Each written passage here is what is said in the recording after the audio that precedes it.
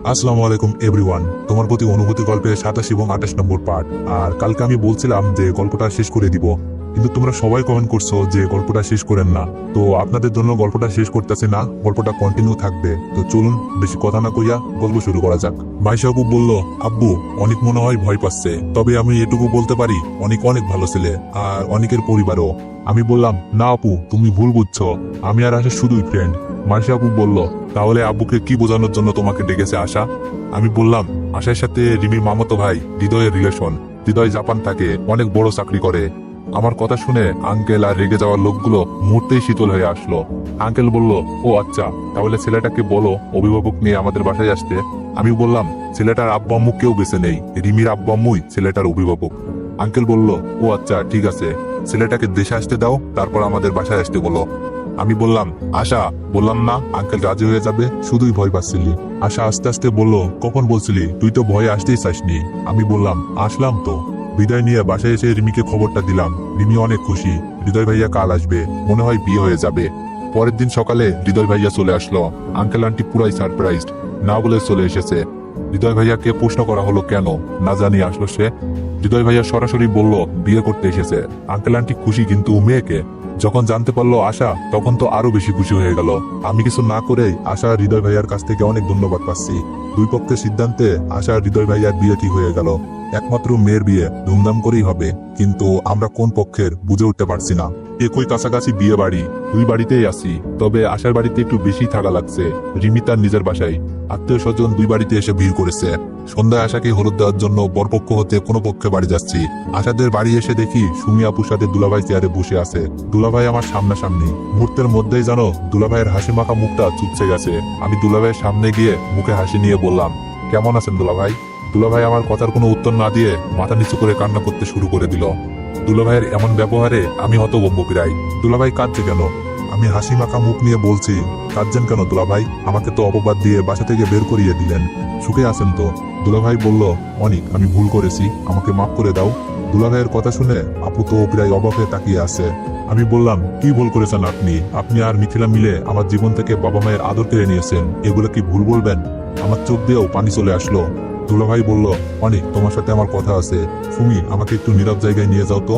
দুলাভাইয়ের সাথে নীরব জায়গায় আসলাম, শুনতে চাই দুলাভাই কি বলতে চাই। দুলাভাই বলল, অনেক, তোমার বাসা থেকে বের হতে মিথিলার কোনো হাত ছিল না। মিথিলা তোমাকে অনেক ভালোবাসতো, কিন্তু আমার কথাই মিথিলা সব করতে বাধ্য হয়েছে। দুলাভাই কথাগুলো বলছিল আর কান্না করছিল। আমি বললাম, কি বলছেন আপনি? মিথিলা বাধ্য হয়েছে মানে? মিথিলাকে নিয়ে কত ভুল ধারণা করেছিলাম। দুলাভাই বলল, আমি মিথিলাকে প্রথমে প্রেমের অফার দিই, তারপর আমার সাথে শারীরিক সম্পর্ক জড়ানোর জন্য নানাভাবে ভয় দেখাই।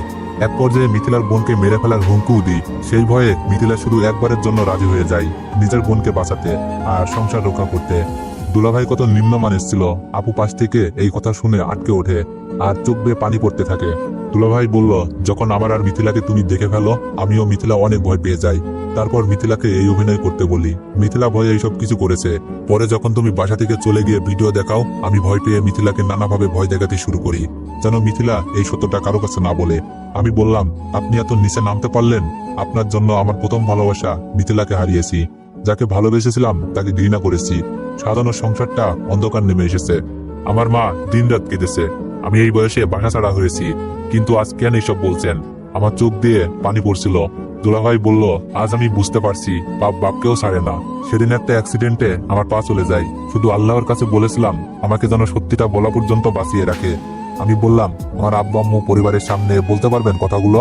দুলাভাই বলল, তুমি ওই পরিবারের জন্য অনেক ত্যাগ করলা। চাইলে তুমি সবকিছু দেখিয়ে দিতে পারতা, তুমি তা করো নাই। আর আমি তোমার মতো ছেলেকে আমার পাপের শাস্তি দিয়েছি।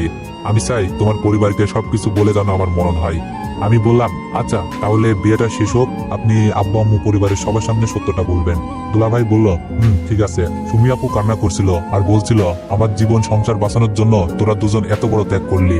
ভাই জানিস, আসার থেকে যখন তোর সাথে হয়ে যাওয়া কাহিনীটা জানতে পারি, একবারও ভালোভাবে মিথিলার সাথে কথা বলি নাই। বিয়েতেও মিথিলার সামনে যাই নাই, মিথিলাকে শুধু কাঁদতে দেখেছি। কিন্তু আমরা কেউ জানতাম না আসল সত্যটা কি। আপুকে বলেছিলাম, আপু কান্না করো না, সব ঠিক হয়ে যাবে, যার পাপের শাস্তি সে পাবে। মাঝখান থেকে পরিবারের বন্ধনটা নষ্ট হয়ে গেল। আমরা না হয় আবার সেই বন্ধনটা জোড়া দিয়ে দিব। আপু আমাকে জড়িয়ে ধরে অনেকক্ষণ কান্না করে। রিমি বলল, এই অনেক, এখানে কি করছো? হলুদ দিবা না? আমি বললাম, আপু আসি, পরে কথা হবে। আপু মাথা নেড়ে সায় দিল। আমি আশাকে হলুদ দিচ্ছিলাম আর বলছিলাম, আশা তোর আনন্দের দিনে আমিও আজ খুশির খবর পেলাম। আশা বলল, কি খুশির খবর, রিমির বাচ্চা হবে নাকি? আমি বললাম, আরে না, দুলাভাই সব স্বীকার করেছে, বাকি কথা ফ্রি হলে ফোন দিস, বলবো। আমি কথাগুলো বলছিলাম আর হলুদ লাগানোর কাজ সেরে নিয়েছি। আশা বলল, আচ্ছা। আশার আনন্দ যেন আরো বেড়ে গিয়েছে। আমরা সবাই বাসায় এসে হৃদয় ভাইয়াকে হলুদ লাগিয়ে বসে রইলাম, কিন্তু বসে থাকতে দিচ্ছে কই, ডিজে চলছে, হৃদয় ভাইয়ার ফ্রেন্ড আমাদের ফ্রেন্ড সবগুলো একসাথে, কিন্তু আমার মনে লাফালাফি করার মতো আনন্দ নেই। সুযোগ বুঝে কেটে পড়ি আর ভাবতে থাকি, মিথিলা তো আমাকে ভালোবাসতো, শুধু আপুকে বাঁচাতে এত কিছু করতে হলো। মিথিলা হয়তো সেদিন কলেজে সবকিছু বলতে চাইছিল, কিন্তু আমি কিছুই বলতে দিই নাই। মিথিলার মনে কি চলছিল আমি জানি না, তবে আমার সাথে যেহেতু এত কিছু চলেছে, মিথিলার সাথে কিছু কম চলেনি। হয়তো গল্পে প্রকাশ পায়নি মিথিলার কষ্ট, ত্যাগ আর ভালোবাসা। রিমি বলল, কি ব্যাপার অনেক, একা বসে আছো কেন? রিমিকে দেখেই জড়িয়ে ধরে সবকিছু বললাম। রিমিও অপরাধ বোধ মনে করছে, না জেনে কত খারাপ কথা বলেছিল রিমি মিথিলাকে। আমিও কিন্তু কিছু কম বলিনি, তাই বলেছিলাম কোনো কিছু সত্যটা না জেনে মন্তব্য করবেন না। প্রতিটি মানুষের লুকিয়ে থাকা কিছু সত্য থাকে, কেউ সাধু বেশে খারাপ কাজ করে বেড়ায়, আর কেউ সাধুর পাপে নিজে শাস্তি পায়। রিমিও অনেক খুশি, এবার তাহলে আমার বাসায় যাওয়া হচ্ছে। আশা রাত 1টার পর ফোন দিয়েছিল, সবকিছু বলেছি। কাল আশার হৃদয় ভাইয়ের বিয়ে পর্যন্ত না হয় এটুকু কষ্ট করে থেকে যাই, তারপর আব্বুকে জড়িয়ে ধরে বলবো, খুব ভালোবাসি আব্বু, তোমার ছেলে এমন কাজ করতে পারে না। আমি জানি যার প্রতি ভালোবাসা বেশি থাকে তার দেওয়া কষ্টগুলো অনেক বেশি হয়। রিমির সাথে রোমান্স হয় ঠিকই, কিন্তু আমি মুখে বলতে পারি না, কারণ আমি একটু লাজুক। খুব সকালে ঘুম থেকে উঠি, বিয়ের অনেক কাজ। রিমি আশাদের বাসায় চলে গেছে সকালেই। বেস্ট ফ্রেন্ড আশা আর রিমি, রিমির পাশে যেমন আশা ছিল ঠিক রিমিকেও থাকতে হবে। বিয়েটা অনেক ধুমধামে এগিয়ে যাচ্ছে, দুই পরিবার অনেক খুশি। বর নিয়ে যাত্রা শুরু করলাম। বিয়েটা খুব ভালোভাবে আনন্দের সাথে কেটে যায়। রাতে আশা মানে হৃদয় ভাইয়ার বউকে নিয়ে বাসায় চলে আসি। বাসর ঘর সাজানো হয়েছে, কিন্তু আশাকে কোনো কিছুই দেওয়ার কথা মাথায় আসেনি। আমি রিমির কাছে গিয়ে বললাম, রিমি আশাকে কি দিয়েছ? রিমি বলল, কেন, তুমি কিছু দেও নাই? আমি বললাম, মনে ছিল না, রাত তো অনেক হয়েছে। রিমি বলল, এক কাজ করো, আমাদের বিয়ের গিফটগুলো দিয়ে দাও। আমি বললাম, পাগল হইছো, রাখো, আমি এখনই যাচ্ছি। রিমির কাছ থেকে বিদায় নিয়ে অনেকগুলো একসাথে গিফট প্যাকেট করে নিয়ে আসি।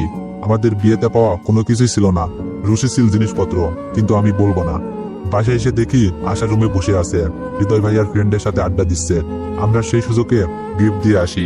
আশা বলেছিল, এত লেট করে কেন, স্পেশাল কিছু দেরিতেই পাওয়া যায়। জানতে চাইলো ফাহিম আর রাহুলের মতো কিছু কিনা, তাহলে এগুলো আর খুলবে না। রাহুল আর ফাহিমের গিফট নাকি খাটের নিচে রেখে দিছে। ভালো হোক আর খারাপ, অবশেষে হৃদয় ভাইয়া আসার পর আমরা চলে যাই। সুখের হোক তাদের জীবনের পথ চলা, সেই দোয়া করে। পরের দিন সকালে আশা হৃদয় ভাইয়ার জন্য নাস্তার টেবিলে অপেক্ষা করছি। আমাদের সময় যেমন হয়েছিল, আশাকে পেয়ে আঙ্কেল আন্টি অনেক খুশি। আশা কেমন মেয়ে ওরা তো জানেই। আপু ফোন করে বলল, কাল নাকি বাসায় যাবে, আমাকেও আসতে বলল। অনেক স্বপ্ন জমে চোখে, মিথিলাকে দেখতে যাব। মিথিলার কোনো ভুল ছিল না, সবকিছু দুলাভাই বলেছে।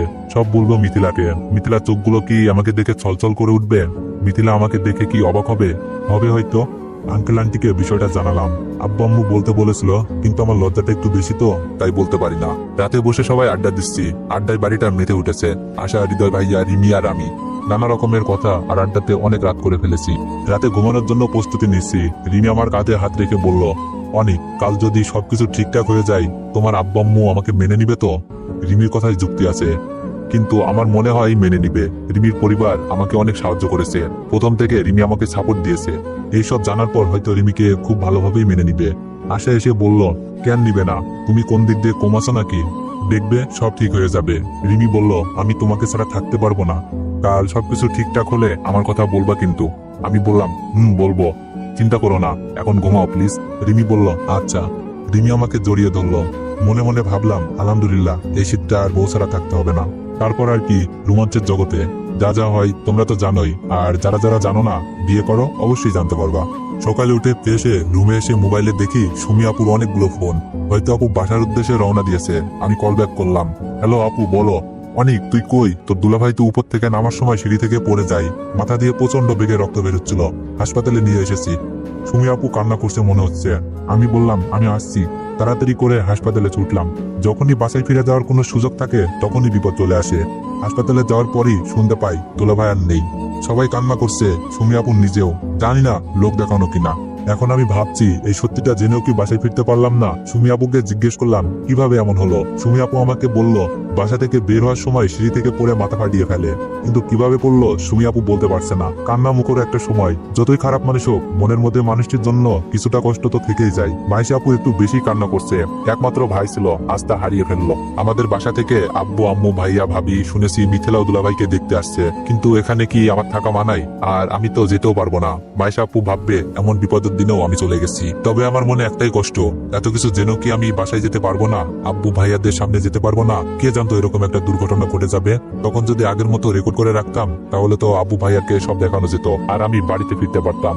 পরিবারের সবাই চলে এসেছে, সাথে মিথিলাও। মিথিলা আগের মতো নেই, মনে হচ্ছে শুকিয়ে গেছে, মনে অনেক কষ্ট নিয়ে বেঁচে আছে, কিন্তু বলার মানুষ পাচ্ছে না।